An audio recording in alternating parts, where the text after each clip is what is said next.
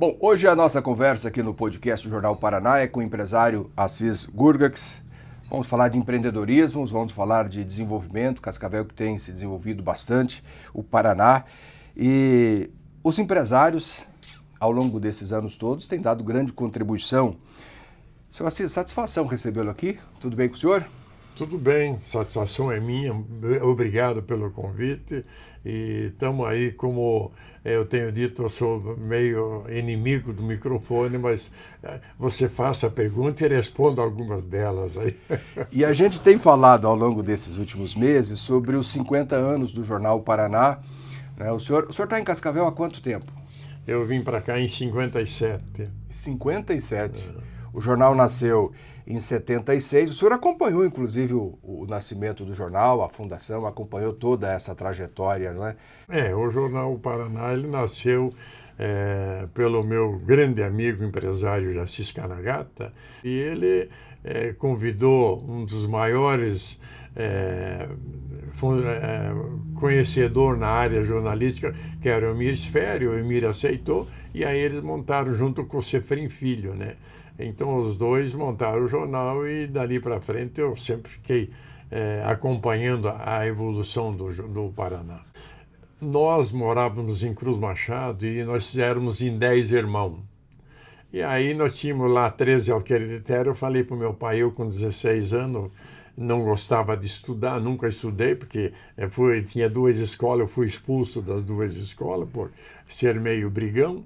Aí falei para o meu pai, nós somos em 10 irmãos, o que nós vamos fazer com esse pedaço de terra? Vamos procurar uma região nova que fala muito no oeste do Paraná. Que tal se o senhor fosse para lá para dar uma olhada para ver se talvez nós transferisse para lá?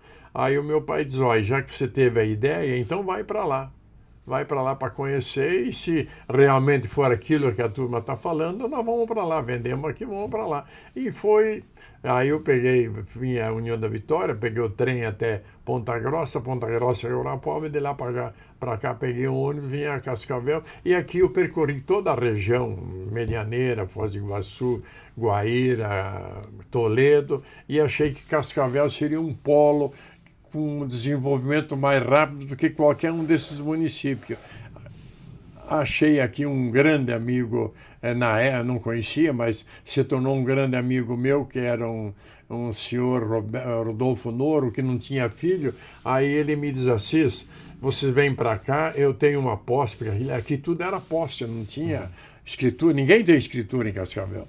Eu tenho uma posse aqui, o teu pai vem para cá, põe uma bodega aqui, o local é bom e nós vamos tocar o barco. Eu vou te ajudar, você vai parar na minha casa. Aí foi o que aconteceu, né? Inclusive, para você ter uma ideia, nós viemos, aí eu fui para Cascavel, o meu pai vendeu o que tinha lá, viemos para cá, ele botou a bodega e começamos.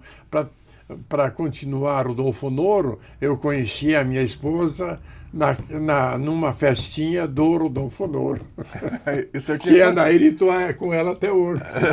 Quantos anos juntos? Eu conheci ela em 59, né? Em 59 eu conheci ela, casamos em 61, né?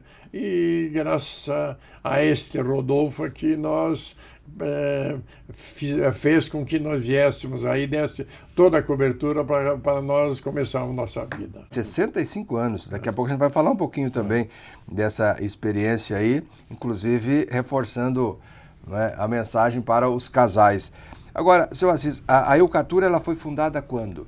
Ela foi fundada no dia da Revolução do Brasil, dia 31 de março de 64.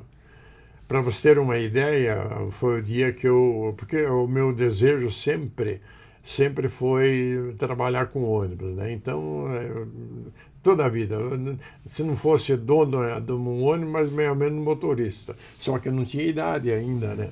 E foi até que enfim consegui. Então foi dia 31 de março, para você ter uma ideia, nós só soubemos da Revolução de 64, dia 31 de março, 48 horas depois. Você viu o que era Cascavel na época. Era difícil para chegar a informação. O senhor falou um detalhe interessante. Quando o senhor visualizou Cascavel, a região toda, por que o senhor entendeu que Cascavel ia crescer e Cascavel era um lugar ideal para investir? Porque aqui você tinha para ir a Maringá você tinha que passar por Cascavel. Corredor. Você ia a Laranjeira, tinha que passar por Cascavel. Você ia para Foz, tinha que passar por Cascavel. Você ia a Toledo, Guaíra, Cascavel. Então, Capitão naquela época não tinha nada, mas a região toda, eu achei que a região que ia desenvolver nesses próximos 50 anos era Cascavel. E quando o senhor funda a Eucatur, o senhor chegou a imaginar que chegaria ao ponto que chegou? Essa era sempre a minha ideia, porque, veja você, quando eu comecei com a Eucatur em 64, nós tínhamos a linha de Cascavel-Santa Teresa só. Cascavel. Aí eu precisava ampliar mais São Francisco, mas pertencia para Toledo. E aí eu não podia ultrapassar porque era uma linha intermunicipal e a Princesa dos Campos na época não deixava eu furar. Então o que eu fiz? Eu levei a placa da divisa do município, justamente lá onde é que é o Pipinão hoje, para lá, para poder dizer que aquilo pertencia para Cascavel. Naquela época tudo era fácil, né? E não tinha fiscalização. Aí peguei aquela placa da divisa de Cascavel-Toledo, levei lá no Pipinão e daí comecei a fazer São Francisco. Depois eu abria, para crescer mais, eu abri a estrada de Capitão, para você ter uma ideia. Capitão pertencia para Cascavel, era um distrito de Cascavel. Mas para pagar o imposto em Cascavel, eles tinham que passar por Capanema, Estrada do Colono, Medianeira, e vir para cá. Aí eu achei que havia uma possibilidade de nós abrirmos uma estrada daqui a Capitão para facilitar o pessoal, e eu já me garantia com essa linha, porque eu era muito amigo do Tacílio Mião, me ajudou muito. Eu peguei um alvará antes de abrir a estrada, eu já peguei o alvará da linha daqui a Capitão, e aí fui... O Tacílio diz, olha, só que eu não tenho máquina. Aí o que eu fiz? Fui em Francisco Beltrão, falei com o pessoal do INDA na época, ligado ao INCRA, e INDA é o que mexia com abertura de estrada. Contei a história para eles e me arrumaram um trator, mas o trator e a moto niveladora, o trator, a lâmina dela levantava com cabo de aço, você vê que época. A moto niveladora era puxado pelo trator. Aí veio o equipamento para cá e eu comecei a abrir a estrada e chegamos em Capitão. Para você ter uma ideia, para a gente saber o rumo que a gente tinha que pegar, ia a 3, 4 quilômetros, os caras soltavam o foguete para poder pegar o rumo do trator para abrir a estrada daqui a Capitão. Olha só. E assim foi. Quer dizer, lógico, quando pegava uma árvore difícil, aí nós fazíamos uma curvinha para poder desviar, porque o trator era muito velho e não tinha condição de derrubar a árvore. Então nós fazíamos essas curvas, depois melhorou, né? Depois aí... na abertura da estrada, eu comecei a fazer com o jipão quatro portas. E aí foi, logo em seguida, aí consegui comprar mais um ônibus para fazer a linha. E a história começou. Depois você vê uma coisa, depois da estrada pronta, aí a Capitão passou ao município, ele já conseguiu um equipamento melhor do INDA para melhorar a estrada, ele abriu, nós daí com o Odilon Reinhardt, nós abrimos também, melhoramos a nossa parte, e a estrada já melhorou, aí eu já tinha um ônibus lá tranquilo, belo e formoso. Para você ter uma ideia, Zé Roberto, quando o Canet assumiu o governo, na posse dele, ele prometeu 2.000 quilômetros de estrada asfaltada. 2.000 quilômetros. Aí eu e o Jaci, porque o Jaci que tinha mais ligação com o Canet, eu não conhecia ele, mas o Jaci, falei, Jaci, vamos ver se o Canet, o teu amigo, inclui Capitão nesse asfalto. Aí fomos lá no dia da posse, fomos para a posse, e daí o Jaci contou a história da maneira como eu abri a estrada de Capitão, e ele disse, olha, e o Assis gostaria que você incluísse esse asfalto na linha de Capitão. Para você ter uma ideia, diz ele, Assis, eu vou incluir, mas é a primeira obra que eu vou inaugurar. E foi isso, quer dizer, é uma história antiga, né? Como foi a duplicação também na gestão do Lula, nós conseguimos fazer com que houvesse essa duplicação da 169 para Capitão. O 63, né? O 63, aliás, o 63. Investimento importante, ali o contorno também, né? O contorno foi um trabalho nosso também. Eu lembro. Não teve um deputado que me ajudou, foi tudo trabalho, do trabalho pela amizade que nós tínhamos lá em Brasília. E foi fundamental. Quando o senhor relata essa história e a gente percebe essas dificuldades todas, dificuldades oriundas da época, né? O senhor nunca pensou em desistir? Havia aquela dificuldade, o senhor criava mais resistência, mais força e avançava. Porque teve muita gente naquela época que também, de repente, iniciou um negócio assim, e aí viu a dificuldade e recuou. O senhor sempre foi firme, forte. Sempre procurei fazer assim. Eu fiz na estrada de Aparecidinha, Catanduvas, nós tinha a estrada até Catanduva, mas também pertencia para Cascavel, mas Três Barras não tinha estrada. Aí conseguimos também abrir Três Barras. Então foi assim uma época que nós tínhamos o apoio do governo federal e estadual para poder fazer essas aberturas. Precisava de alguém para dar ideia para o governo federal e estadual. E, lógico, que eu fazia isso por interesse meu, né? Sim. Em fazer com que a minha empresa crescesse. Né? E, consequentemente, a região, né? Quer dizer, trazia um desenvolvimento para todo o entorno. Não tem né? dúvida. Aí depois já nasceu Três Barras, Catanduvas, Boa Vista da Aparecida, que pertencia, por exemplo, Nova Aurora, pertencia para Cascavel, Café. Então é uma época que eu soube aproveitar essa disposição dos governos federais e estaduais nos ajudar, inclusive, no município. Né? E o primeiro ano, o senhor dirigia também? Não, para você ter uma ideia, Santa Teresa não tinha onde dormir lá, né? Não tinha pensão, não tinha nada. Eu fiquei 6 meses fazendo a linha, dormindo dentro do ônibus, eu e o meu cobrador, que o meu cobrador está comigo até hoje. E o senhor tinha quantos anos? Nesse período, o senhor tinha quantos anos? Quando o senhor dormia no ônibus? Em 64, eu tinha 22 anos. 22 anos. Então o senhor levava o pessoal lá, dormia e depois voltava. No outro dia. Eu fazia 2 horários por dia, porque passava por via central, por várias serrarias, para ir a Santa Teresa, não tinha condições de fazer 3 horários, fazia 2 horários, um horário por dia, sempre lotado. Olha só, e a Eucatur chegou a ter quantos funcionários, quantos colaboradores? Nós chegamos a ter em torno de 9.500 funcionários. Com a pandemia que diminuiu, hoje nós estamos com máximo 7.000 funcionários, a Eucatur, né? E com esses avanços, com as mudanças, reduziu a procura pelo transporte rodoviário ou não? Reduziu bastante. Reduziu, né? Reduziu. Depois da pandemia para cá, nós tivemos uma queda mais de 20%. O faturamento hoje, ela equivale a 4 anos atrás, para você ter uma ideia, o quanto subiu o custo operacional, e nós agora que estamos chegando... As empresas de ônibus em todo o Brasil, eles estão passaram por uma fase muito difícil.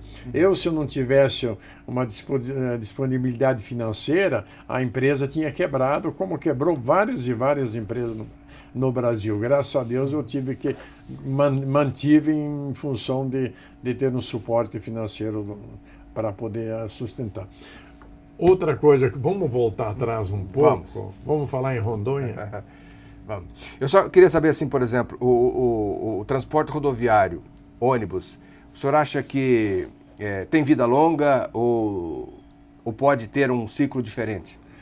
Eu acho que nós chegamos no limite agora de número de passageiros, porque o que aconteceu? A aviação está passando uma fase muito difícil. A aviação cortou mais de 50% dos horários no Brasil. E isso fez com que nós tivesse um fôlego ali.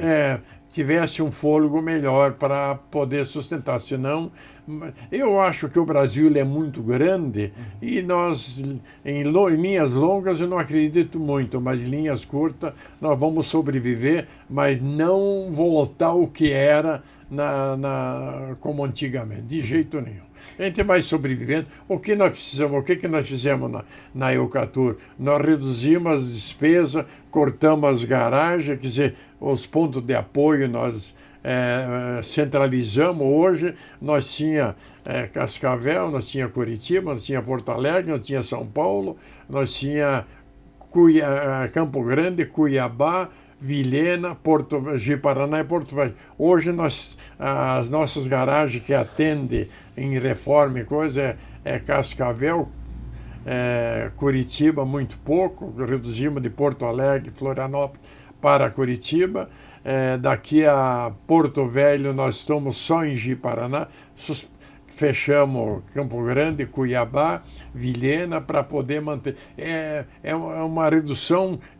A pandemia talvez veio até para a gente se acordasse que para trabalhar hoje, para você ser alguém na vida, você tem que replanejar toda uma estrutura dentro da nossa organização. Estamos conversando com o empresário Assis Gurgax, para a gente falar um pouquinho sobre empreendedorismo, contando um pouco da história de pessoas que fazem a diferença, têm feito a diferença, e para servir também de reflexão para todos nós, para você que acompanha o canal aqui do Jornal Paraná, o podcast. Seu Assis, antes da gente falar de Rondônia, o senhor foi vice-prefeito, não é? E depois o senhor não quis mais seguir na carreira política. O senhor já destacou, e a gente acompanha, e Cascavel sabe, das ações como empresário o senhor tem desenvolvido, não é? Não precisa ser exatamente um político com cargo, dá para agir e contribuir para que o desenvolvimento aconteça. O caso da 163, o senhor citou agora há pouco, foi um exemplo disso, entre outras ações. O senhor não quis seguir carreira política, quem sabe ser um prefeito, ser um deputado, um governador? Um presidente. Um presidente, por que não? Viu, Zé Roberto, eu fui vereador em Cascavel porque eu devia muita obrigação para o Tacílio Mião. E o Tacílio me diz assim, você vai ser candidato a vereador. Falei, Tacílio, me peça tudo, mas política... porque eu sou semi-analfabeto, microfone para mim é o meu maior inimigo. Eu não vou discursar, que se eu discursar só vou falar besteira. Então, não. O Tacílio diz, não, você só arruma o teu nome, você vai fazendo o trabalho um pessoal e não precisa discursar, não precisa nada, não precisa nem ir nos comícios. Então eu tive que aceitar pelo que para você ter uma ideia, o Tacílio Mião, Vila Carolina, eles me deram o alvará antes de abrir essas estradas, eu já estava com os documentos na mão. Então é uma obrigação que eu não tenho como você não pagar. Se eles me cobrarem, eu vou ter que atender. Aí eu tive que atender o Mião. E o Jaci, para vice-prefeito, o Jaci me convidou, falei, Jaci, vamos procurar um outro nome que eu não serve. E, na verdade, na época, o Jaci não tinha muito nome em Cascavel ainda, né? Eu tinha mais do que ele, mas ele precisou da minha cobertura. Eu falei, Jaci, eu vou te ajudar, vamos procurar um amigo meu, eu te indico o nome, não tem, você vai ser um...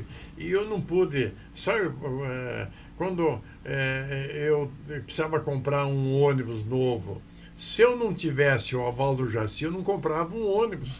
Eu cheguei a comprar 10, 15 ônibus por causa do aval do Jaci. Como é que você vai negar agora uma vice para ele? Aí tive que aceitar. Aceitei, mas nunca tive assim, intenção de ser alguém na linha de frente, não.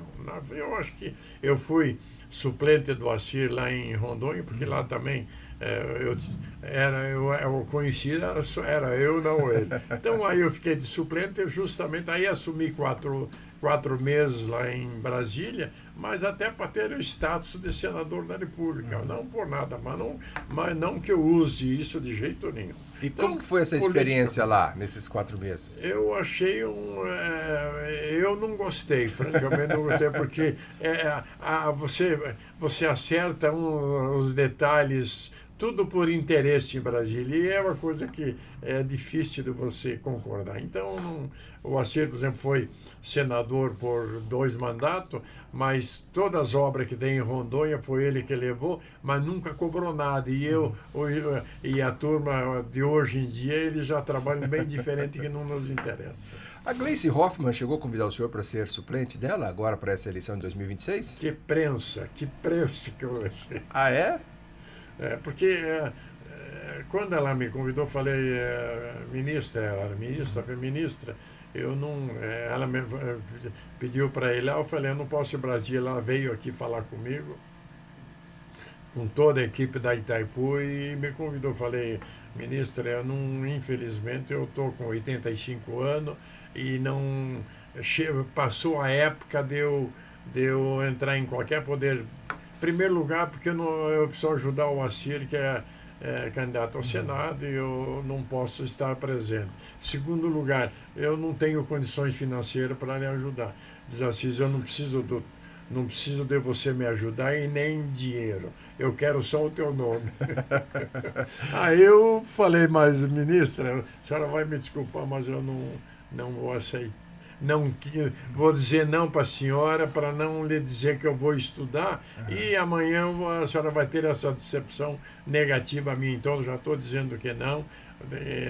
É lógico que você me ajudou todos esses anos, mas nessa eu devo. Agora vou lhe ajudar naquilo que é possível. Aí que ela diz, então você empresta o teu neto? Falei, aí depende dele, aí precisamos conversar com ele. Aí conversei com meu neto, ele aceitou e vai ser o suplente dela. Assis Neto. Assis Neto mesmo. É por causa do... vai ficar com o nome. Aí conversei com meu neto aceitou, e está no PDT, e ela está bem empolgada com... Aí fizeram uma reunião do partido para garantir, porque o PT ele trabalha bem diferente dos outros partidos. Ele reúne toda a cúpula no estado do Paraná, reuniu toda a cúpula do estado do Paraná, para ver se aceitar de todos os assuntos, reúne a cúpula, né? Aí reuniu, aí semana retrasada botaram o nome do Assis Neto para ser o candidato ao Senado, e a cúpula diz, não, está feito, tá, é esse mesmo. Então está aí.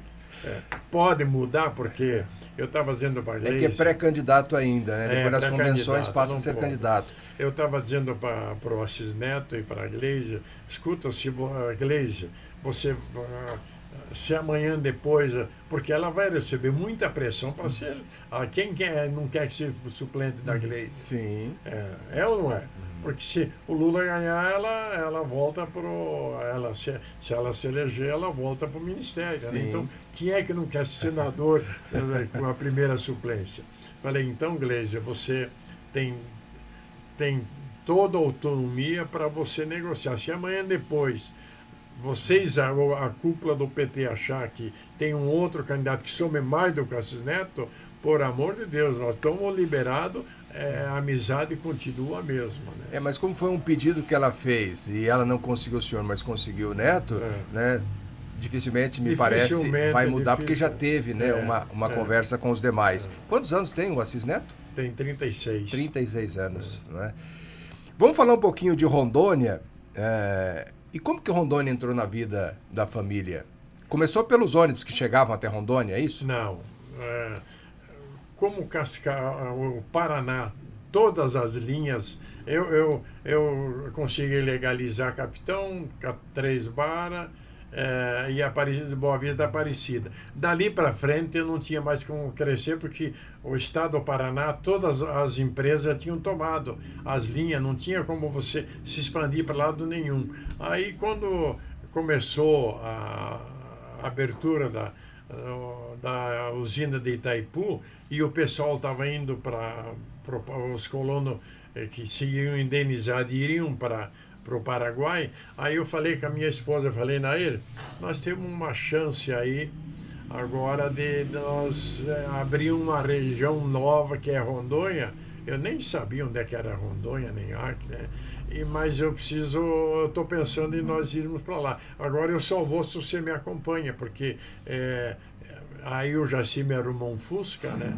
0 quilômetro, porque daqui até lá não tinha 1 quilômetro de asfalto aqui a Porto Velho.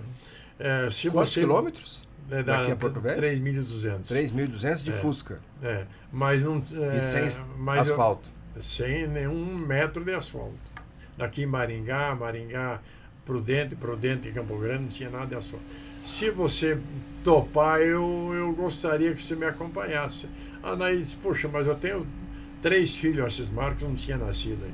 Eu tenho 3 filhos pequenos, como é que nós vamos deixar? Eu falei, olha, eu tenho a minha irmã Marisa que pode auxiliar aí em cuidar ele, e nós vamos fazer essa aventura. Você sempre me acompanhou, porque ali na Erechim, quando eu comecei a empresa, enquanto eu fazia a linha, a Nair atendia o caixa, fazia almoço para os motoristas, cobradores, sempre foi ela. Foi até hoje, você sempre serviu tão bem a Eucatur. Será que não é um desafio? Vamos entrar nesse desafio, eu só vou se você me acompanhar. Aí ela pensou, chorou bastante, porque deixou os filhos aí, difícil, né? Aí, graças a Deus, ela concordou e nós fomos para lá. Levamos lá um monte de tempo para chegar lá, chegamos lá, aí o que aconteceu lá em Rondônia?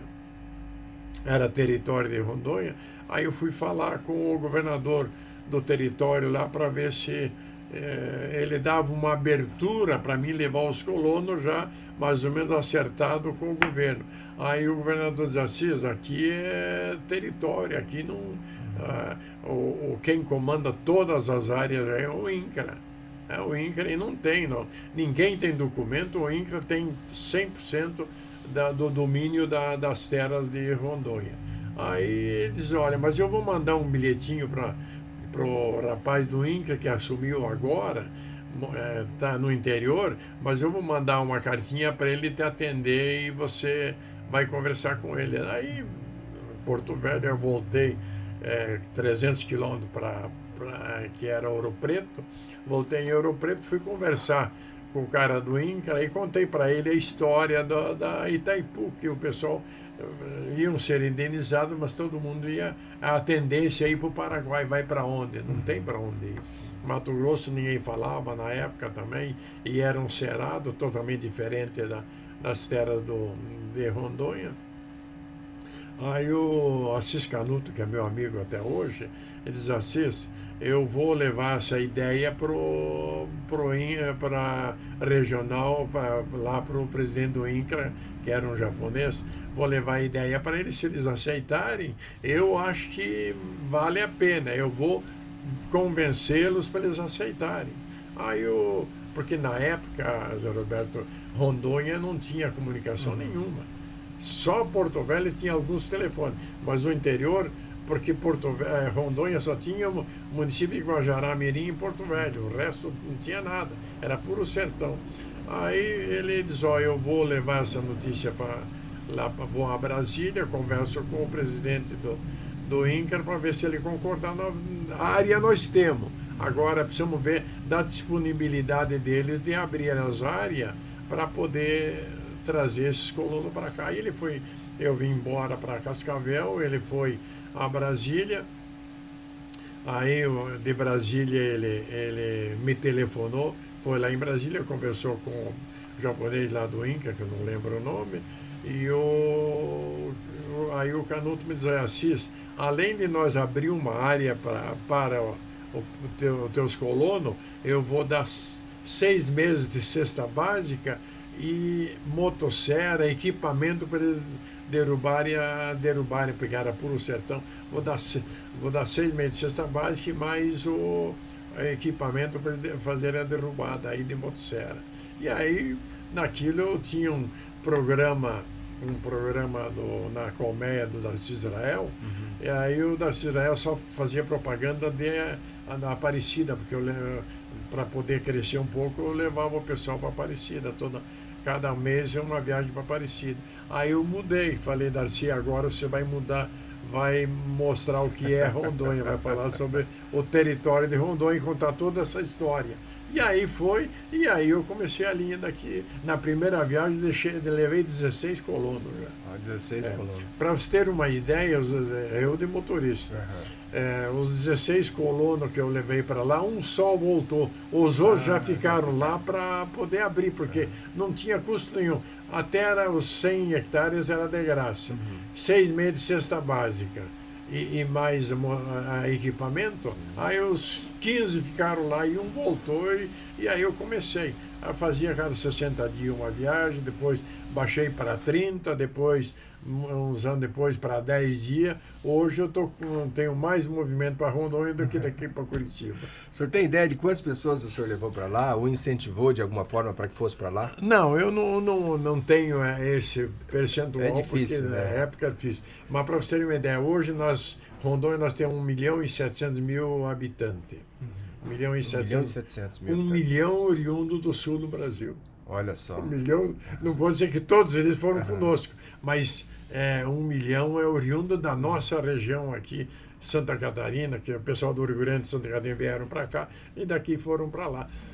Então, para você ter uma ideia, Rondônia nós tínhamos 2 municípios. Hoje nós temos 34 municípios. Desses 32 municípios novos, a primeira condução que entrou em cada local desse era a Eucatur. Porque o que eu fazia? Eu levava o pessoal para lá, mas dava cobertura, um ônibusinho, nós tínhamos, o ônibus era traçado, o traçado levava o pessoal até o núcleo, lá onde é que era criado pelo INCRA, e logo em seguida virava município. Então nós dava condições para eles abrirem, para eles terem condições de eles chegarem lá. Outra coisa mais importante, tudo era numa posse, né?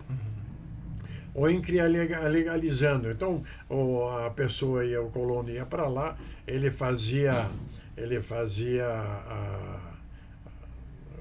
levava a documentação para fazer a titulação, e como o INCRA jurídico era em Rio Branco, então a documentação ia para Rio Branco para depois voltar para Brasília para ser expedido o título.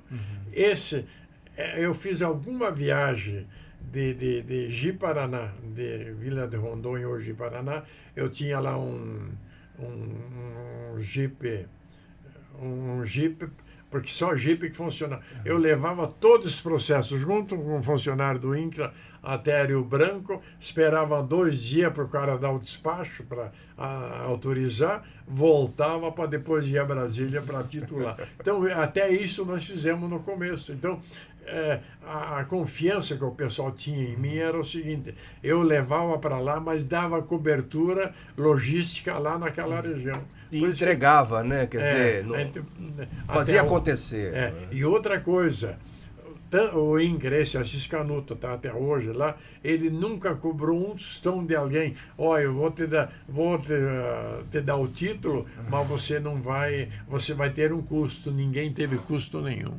Olha só. Quer dizer, então, naquela época era diferente de hoje, né? Hoje tudo custa, tudo tem que negociar e tem pressão. Tudo é na base da pressão. É diferente, né? E qual que é o sentimento que o senhor tem de ter dado essa contribuição? Porque isso é inegável, não é? Isso a história conta. Qual que é o sentimento que o senhor tem? Com isto eu cresci, né? A empresa cresceu, nós se tornamos uma grande empresa no Brasil, mas o que me interessa, o que eu deixo de legado,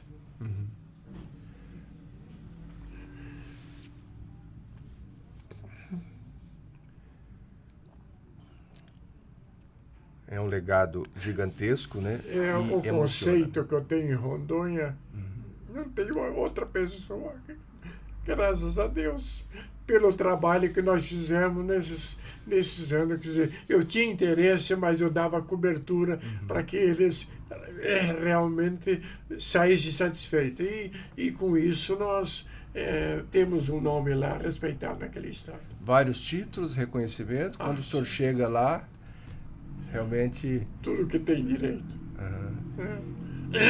Esse então, é o valor, não é? É algo que não tem preço, tem valor.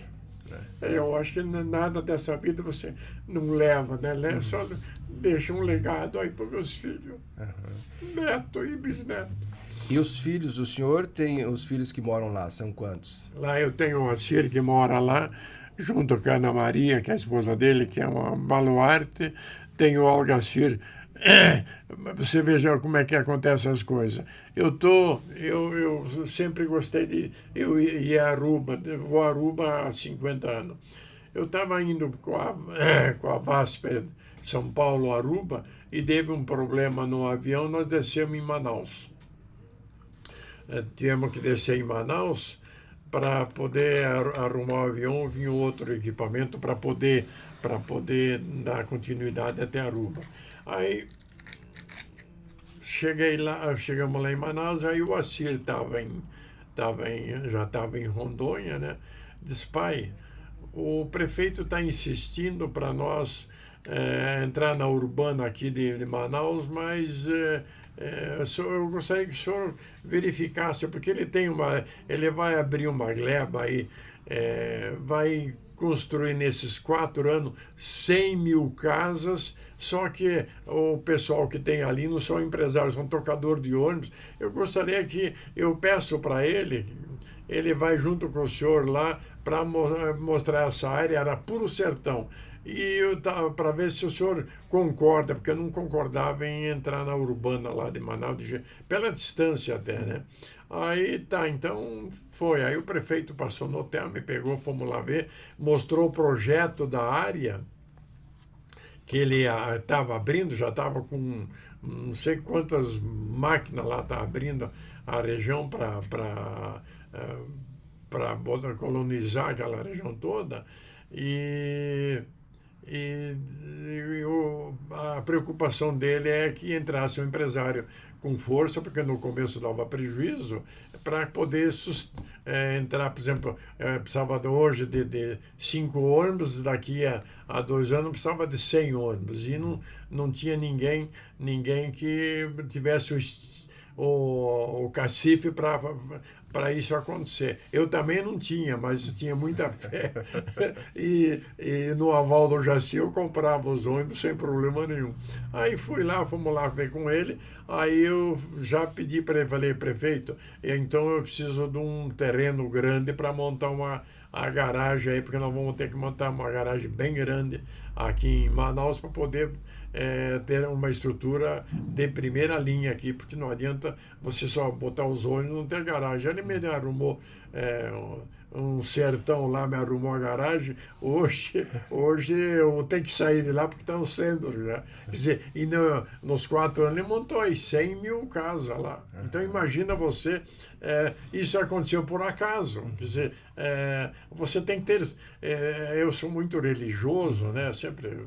Eu e a Nair, nós sempre falamos com o nosso mestre lá em cima todo dia, e ele me ajudou, e isso aí foi uma abertura, uma visão que ele me deu para mim entrar em Manaus. Hoje Manaus para mim é a minha menina dos olhos, na urbana lá. Hoje nós temos lá 40% do transporte urbano, mas Manaus, para você ter a população é igual de Curitiba. A mesma população e 40% do transporte. Então o Algacir está cuidando, ele que aí eu mandei ele para... Em vez de ele ficar na faculdade, ele foi para... Estamos conversando com o empresário Assis Gurgax, aos 85 anos, com uma história realmente muito bonita, não é? E destacando nesse momento, agora nessa parte final, sobre a presença em Rondônia, Manaus, não é? Em Cascavel, sempre com a presença, com os investimentos aqui também, a FAG, A FAG, como que surgiu, seu Assis? Porque o senhor investe também em educação, saúde, comunicação, né? São pilares importantes, né, para contribuir para o desenvolvimento. A FAG é uma história até interessante também. Eu tinha um filho meu que tinha interesse de fazer parte de uma sociedade, de uma faculdade qualquer de Cascavel. Aí eu conversei com as pessoas aí para ver se interessava pegar menos, no mínimo 5% lá, só para dizer que era sócio, e o pessoal não aceitou. Quando não aceitou, a faculdade não aceitou que nós entrássemos com 5%. Quando não aceitou, eu falei para o Algacir, infelizmente não... o pessoal não aceitou e vamos ter que ficar por isso mesmo. Aí o Algacir encheu o olho de lágrimas. E aquilo me pesou. Mexe para o pai, né? Falei, meu filho, nós vamos dar dessa posição tua, nós vamos ter a nossa faculdade. E aí começou a FAG. Começou assim. Mas quem seria eu sem ter um ensino nem de primeiro grau, agora que tirar segundo e terceiro, entrar no terceiro grau. Mas foi um desafio para mim. Foi um desafio. Aí eu fiz uma pesquisa em termos de acadêmicos que tinha no Brasil e outros países. Aí o que deu? Na época deu 7% da população do Brasil com terceiro grau. Curso superior. Argentina, 25%. Outro país lá, o Chile, né? Parece que é o Chile, 32%. Falei, meu filho, é nessa área que nós vamos entrar. E tem nós vamos entrar para valer. Vamos entrar, vamos fazer para arrebentar. Aí o que eu fiz? Como a Jaque estava em Curitiba, cuidando das empresas, da nossa empresa, ela atendia São Paulo, Curitiba, Foz do Iguaçu, São Paulo, São Paulo, Curitiba, Florianópolis e Porto Alegre. Ela que comandava tudo lá. Aí o Algacir precisava ir a Manaus, né? Para me atender lá em Manaus, porque lá também o Assir não podia sair de Rondônia. Aí eu botei ele em Manaus. Aí convidei a Jaque para vir para cá. Falei, Jaque, nós vamos entrar num segmento que empresa de ônibus não tem muitos anos de vida, vamos ter que entrar no outro segmento. Esse segmento é ensino em terceiro grau. Aí a Jaque e o Zé concordaram, eles vieram para cá. O que nós fizemos?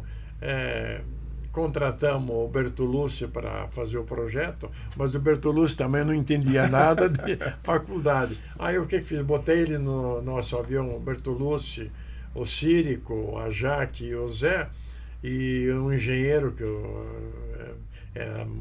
está comigo há muitos anos. Aí eles percorreram o Brasil todo para discutir os projetos, o que era bom, o que era ruim, o que era bom para nós aproveitar aqui na FAG. E foi isso que aconteceu. Aí, em 6 meses, eles trouxeram o projeto, nós aprovamos um projeto arrojado, né? Porque para Cascavel aquilo era uma coisa do outro mundo, mas eu falei, não, eu quero coisa boa. Não, aí por isso começou a FAG. Olha só. E hoje a FAG está com quantos anos? A FAG é 99, ela está com 27 anos. 27 anos já. E aí o problema do São Lucas. É mais uma história que também interessa. Como na época eu já tinha em torno de 12 mil funcionários, e nós tínhamos muito problema na área de saúde para nós, na época do Busato, ele sempre resolvia o problema e nós encaixávamos o nosso pessoal via Busato para ser atendido imediatamente pelo SUS. O Busato saiu do governo, logo em seguida faleceu, aí começou a dar problema, aí nós não conseguia você encaixar o SUS hoje no Brasil, ele atende bem, mas só que a demanda é muito grande. O Busato, o senhor fala, para o ouvinte entender, o Arnaldo Busato, que foi secretário de Estado da Saúde, mas na década de 70. Que eu vejo tá no Tô jornal, vendo agora aqui, por Paraná. acaso, na inauguração do Paraná. Ele esteve aqui em 1976, quando foi fundado o Jornal Paraná. Arnaldo Busato, secretário de Saúde do era Paraná. ligado ao Jaci, eu tive essa ligação com o Busato graças ao Jaci. Aí o que nós fizemos? Aí vamos trazer o curso de medicina para nós montar um hospital para poder atender, porque, para você ter uma ideia, Zé Roberto, eu perdi muitos e muitos funcionários por não ter condições de ser atendido dentro daquela necessidade que era necessária. Muitos deles subiram para cima por falta de assistência médica. E aquilo me pesava. Sabe Deus quem, mas qualquer funcionário meu, eu respeito muito o nosso funcionário. Para mim, se eu tiver aqui ir numa festa, um aniversário, um casamento de um político, seja ele quem for, de um funcionário, eu vou no meu funcionário, não vou do político. Então, a gente preza muito e meus filhos, graças a Deus, estão seguindo a mesma orientação. Então, eu falei, minha filha, nós vamos entrar na área de medicina para poder montar um hospital, para poder resolver esse problema que nós estávamos, na época, com 400 funcionários aguardando a chamada do SUS, quando em 99 era um absurdo. Aí, mas o senhor percebeu essa deficiência desde o Busato até 99, até quando criou-se... Não, enquanto o Busato estava, ele dava um jeito de resolver. Mas nem tudo era possível. Mas depois do Busato, aí virou um caos. Ficou um vácuo enorme. Porque eu não tinha não tinha mais Arnaldo Busato, eu não tinha uma pessoa para me ajudar lá em Curitiba para resolver o problema. Porque eu tinha lá uma monstra de uma casa onde é que o pessoal ficava tudo nessa casa. Aí passaram essas décadas, vem a FAG e depois o senhor luta para ter o curso de medicina, com esse objetivo. O objetivo principal era nós resolver o problema desse pessoal. Para você ter uma ideia, assim que saiu o curso de medicina, logo nós já fizemos o projeto do São Lucas, do hospital, mas daí apareceu lá o São Lucas e eles precisavam vender, aí nós compramos o São Lucas e é lógico, quando nós assumimos São Lucas, é outra história, em um minuto eu vou te contar a história do São Lucas. Aí assumimos São Lucas, eram às 10 horas da manhã, eu pedi para a presidente do São Lucas, para a diretora, me dar a relação dos funcionários, porque eu precisava conversar com eles e ver o que nós podíamos aproveitar ou não. Aí a presidente me trouxe a relação de 64 funcionários, aí eu pedi para ela, escuta, desses 64, o que eu devo tirar daqui? O que eu tenho que me dispensar?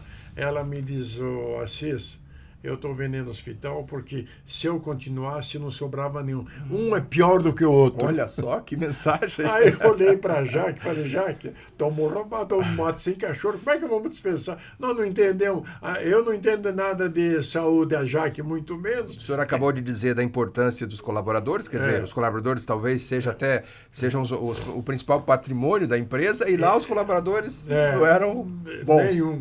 Aí o que eu fiz? Aí eu recebi o hospital às 10 e pouco, recebi o hospital, já marquei uma reunião com uma turma às 2 horas da tarde e outras 20 horas da noite, porque nós já tinha 7 pacientes lá no São Lucas, eles tinham que dar cobertura, então não podia todo mundo ir para a reunião, então fizemos uma de manhã e outra à noite. Aí nesta reunião eu conversei com todos eles, entre de manhã e à noite, contando da maneira como nós administramos nossas empresas, aonde nós valorizamos o funcionário, valorizamos aqueles que realmente vestem a nossa camisa. A nossa camisa é atender bem o público, atender bem, principalmente ali os pacientes, tem que esquecer de tudo. Primeiro lugar é atender o paciente.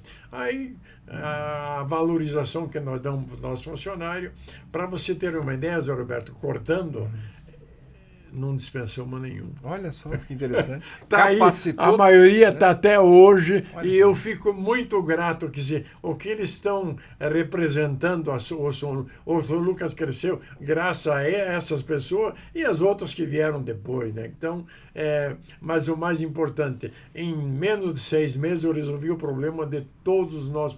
Hoje eu não tenho um funcionário meu que diga, eu estou aguardando uma vaga no SUS. Não tenho um. Quer dizer, então isso valeu a pena. Quer dizer, esse era o nosso objetivo, por isso que nós entramos. Essas coisas vai acontecendo. Eu fiz um grande favor para o nosso funcionário e eu resolvi o meu problema, que era cruel na época, sem poder ter uma cobertura na área da saúde, mesmo que quisesse, mas a saúde no Brasil, ela é boa, mas ainda tem muita coisa para resolver. E o senhor está falando especificamente desse entorno, mas o benefício é para a população em geral, não é? Quantas melhorias aconteceram para toda a população, né? Então, é fundamental esse investimento, quer dizer, pensando num todo, num coletivo também, não é, seu Assis? Zé Roberto, eu montei o São Lucas, começamos a trabalhar lá, e aí eu pensei em mim. Eu estou com uma séria, eu e a Anaí já estamos com uma idade já avançada. E quantos amigos meus que estão nessa mesma idade? Então eu pensei comigo, falei, Jaque, vamos fazer o seguinte, vamos fazer com não que basta São só Lucas, ter um plano de saúde, tem que ter um hospital também. Vamos fazer com que esse hospital seja uma referência, não só em termos de Cascavel, região do Paraná e do Brasil, mas para isso, porque se amanhã depois me der um treco, né, em mim, talvez eu não aguente ir a São Paulo, não aguento. Então eu quero resolver o problema em Cascavel. E hoje o São Lucas é uma referência nacional em função do equipamento que tem lá. O que tem de novidade no Brasil ou no mundo nós temos dentro do São Lucas. Tem profissionais capacitados e equipamentos de última geração. Principalmente profissionais. E aí não precisa ir para um centro maior. Graças a Deus hoje, isso eu tenho visto, eu tenho consciência disso, não há necessidade. O que fizer em São Paulo, Brasília, principalmente São Paulo, nós temos aqui dentro. E na comunicação, nós estamos chegando ao final da entrevista, na comunicação também o senhor investiu em Rondônia, investiu aqui? Rondônia nós precisava, porque, veja você, Rondônia começou a crescer e começou a aparecer, assim, pessoas de fora querendo entrar dentro das minhas linhas, né? Então eu tive que montar. Aí o que eu fiz? Para mim montar, foi importante. Para mim montar a comunicação também não entendia nada. Convidei o Emir Esfera para abrir o jornal lá. Abrir o jornal e a rádio. Isso foi que ano? Foi na década de 70, 80? Não, 78. 78. Mais uns 78, 70. Final da década de 70. No começo de 80. Aí eu convidei o Emir, falei, Emir, eu preciso que você só me ajude a abrir lá, depois você volta para cá. Você já não estava no Paraná, já tinha saído. Ele já tinha saído do Paraná, né? Você abre, eu falei com o Jaci concordou, não, pode ir aqui, agora eu toco o barco, sem você de lá, você vai orientando o pessoal. Aí convidei o Emir para ir a montar o jornal, e o Emir gostou, porque eu tenho um estilo de administrar as empresas, o Jaci tem um pouco diferente do meu. E o Emir se encantou comigo e disse assim, eu vou ficar aí. E ficou lá até morrer. Então, hoje nós atendemos todo o estado de Rondônia, até você não pode parar, tem que ir crescendo na medida que vai. Então, hoje nós, tanto a televisão como o jornal, ele abrange todo o estado de Rondônia. E o Emir foi a peça fundamental. Ele foi atrás de máquina, foi atrás de projeto tudo feito a rascunho ainda, porque não precisava ter projeto, ele rascunhou, nós construímos lá no centro da cidade e estamos lá até hoje. E hoje, são quantas empresas, quantos empregos o senhor gera, o grupo? O grupo tem 15 mil funcionários. 15 mil colaboradores, né? O senhor falou sobre religiosidade, que é uma parte muito importante, né? Deus à frente e vamos à luta. E a Nair, a dona Nair, não é? Vocês estão juntos há mais de 60 anos, né? 65, né? Fizemos 65 agora, dia 20 de maio. E o que o senhor diria para as pessoas que nos acompanham neste momento, que querem empreender? Não é? Uma pergunta talvez alguém poderia fazer: é mais fácil investir agora ou investir naquela época? Porque se tinha espaço para desbravar, hoje tem muita informação.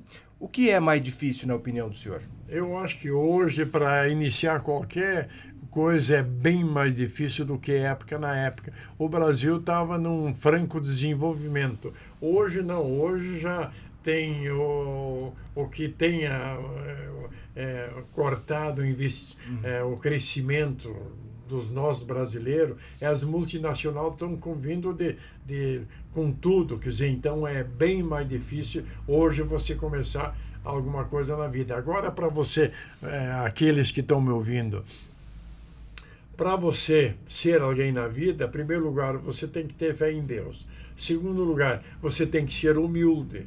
Tem que ser humilde. Eu, por exemplo, o que era em 64, hoje sou a mesma pessoa.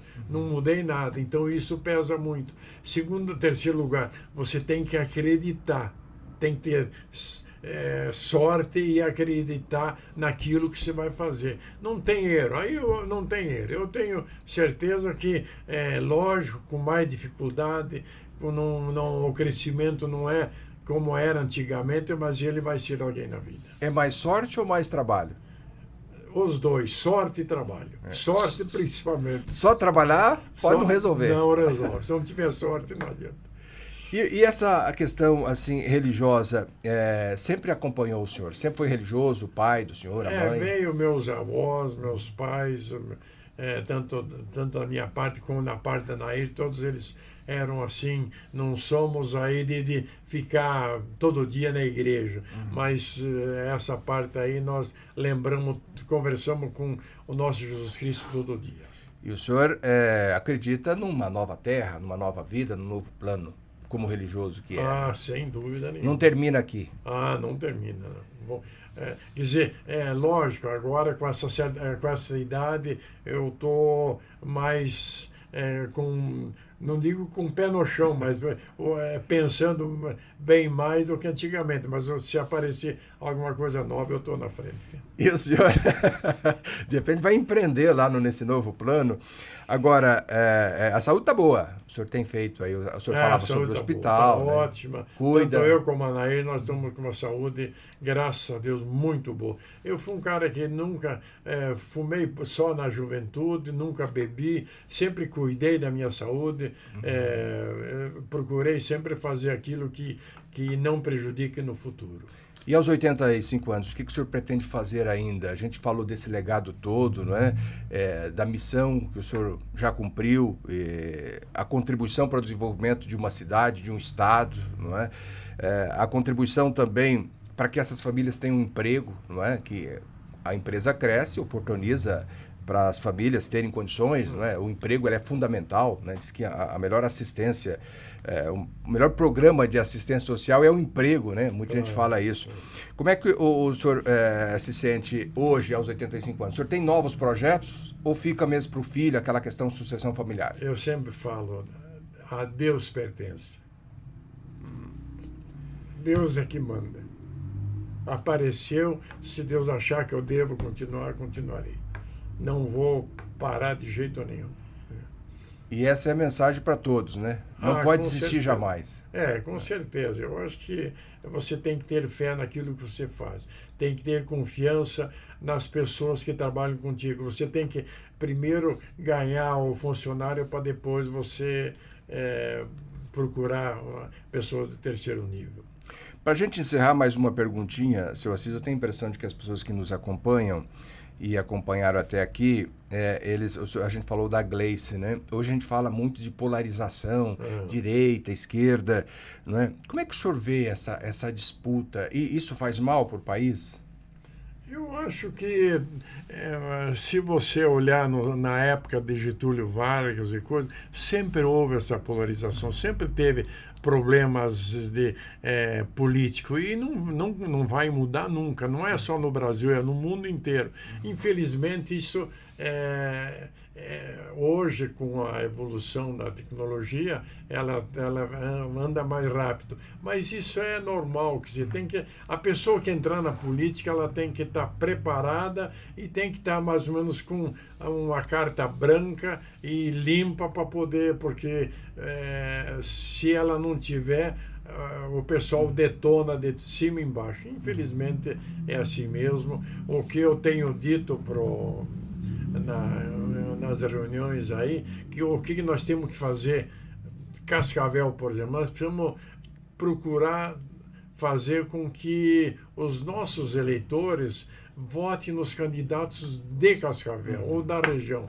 Esse ano, por exemplo, nós temos duas esquerdas, que não sai candidato a federal, o Nelsinho e mais o Jacobo. Quer dizer, então, tem chance para novas lideranças. Isso nós temos que...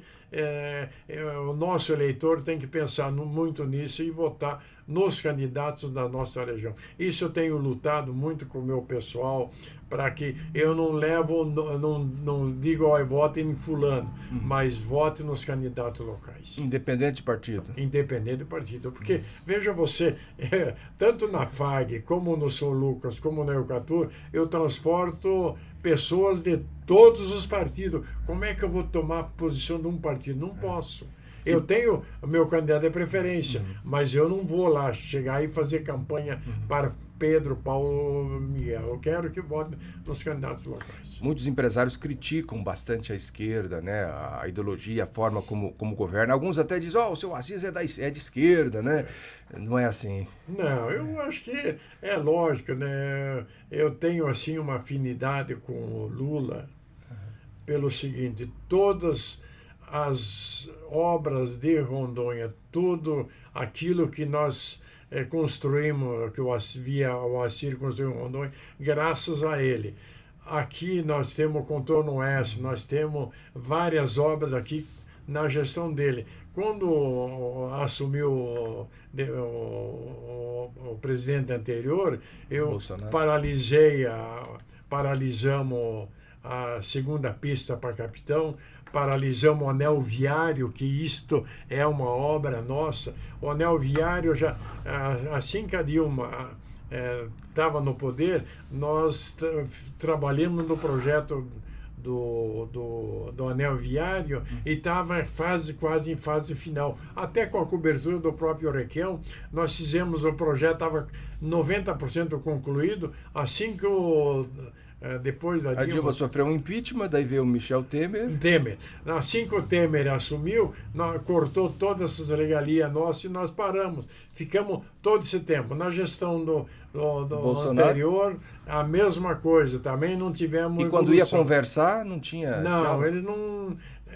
Porque quem é o Assis? O Assis não é nada na hora do dia para eles, né?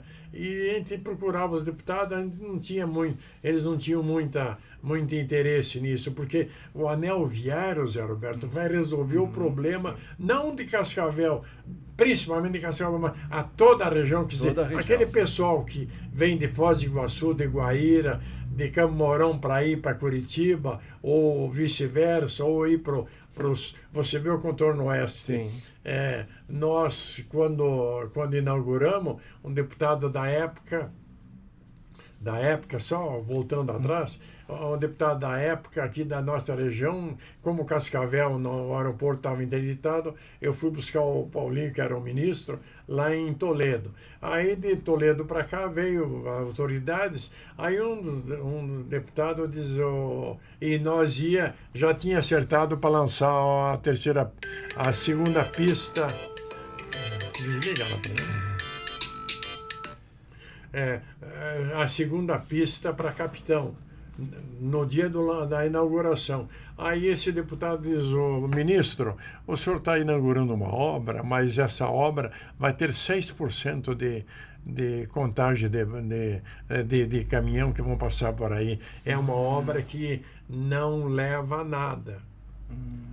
Para nós conseguir, junto ao ministro do transporte, nós fizemos uma contagem de tráfego e deu mais de 50% lá. Olha só. Aí o ministro diz, então vocês fabricaram. Falei, aí eu estava o Edgar, era prefeito, falei, Edgar, o que você me diz dessa obra? Essa obra vai tirar todo o tráfego lá do contorno, do Trevo, Cataratas, porque o pessoal que vinha de Guaíra, do sul, do norte do Brasil, tinha que passar pelo Cataratas para depois ir para Foz do Iguaçu, Rio Grande. Isso é a melhor coisa que pode acontecer. Aí o ministro, a pessoa sossegou e o ministro lançou a segunda pista para Capitão Leonardo Marques.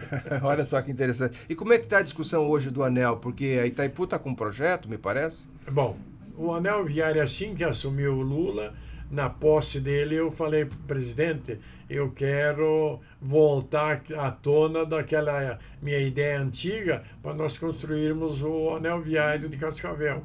Aí ele assim, estraga o projeto, que o resto nós damos um jeito. Só que o Estado tem dificuldade para conseguir. Aí nós conseguimos via Itaipu, uma verba da Itaipu, e agora que depois de 2 anos, quase de 3 anos do governo Lula, que nós conseguimos fazer com que isso tornasse público, porque órgãos públicos é uma dificuldade. Morosidade. Eu tenho o Nestor Dalmina, que é o meu companheiro, de quantas e quantas viagens nós fizemos para Foz do Iguaçu para desencadear esse projeto. Graças a Deus agora já é uma realidade do projeto. Aí, o projeto deve terminar até fim do ano, começo do ano que vem, e aí nós vamos atrás de... Vai ser outra batalha, porque nós estamos acertando com o governo para incluir